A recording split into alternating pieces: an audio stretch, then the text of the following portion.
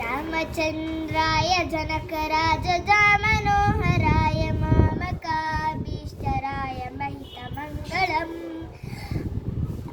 कौसलेशाय मन्दहासदासपोषणाय वासवादिविनुतसत्वराय मङ्गलम्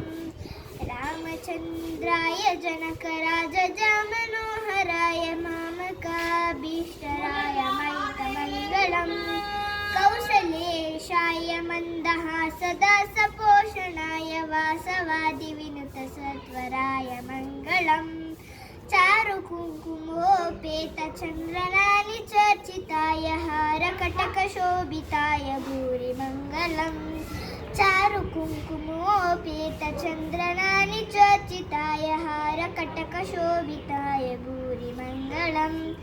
ललितरत्नकुण्डलाय तुलसीवनमालिकाय जलजसतुषदेहाय चारुमङ्गलम्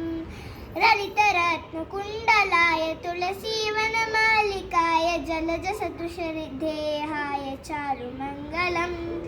देवकी सुपुत्राय देवदेवोत्तमाय भावजा गुरुवराय भव्यमङ्गलम् देवकी सुपुत्राय देवदेवोत्तमाय भावजा गुरुवराय भव्यमङ्गलम्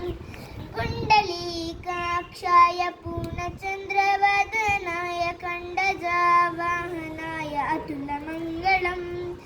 कुण्डलीकाक्षाय पूर्णचन्द्रवदनाय कण्डजावाहनाय अतुलमङ्गलम् विमलरूपाय विविधवेदान्तवेद्याय सुमुखचित्रकामिताय शुभदमङ्गलम् विमलरूपाय विविधवेदान्तवेद्याय सुमुखचित्रकामिताय शुभदमङ्गलम् रामदासमृदुलहृदयकामरसनिवासाय स्वामी भद्रगिरिवराय सर्वमङ्गलम्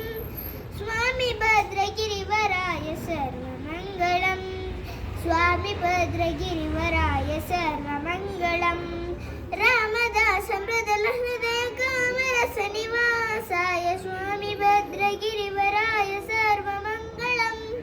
स्वामी भद्रगिरिवराय सर्वमङ्गलम् स्वामी भद्रगिरिवराय सर्वमङ्गलम्।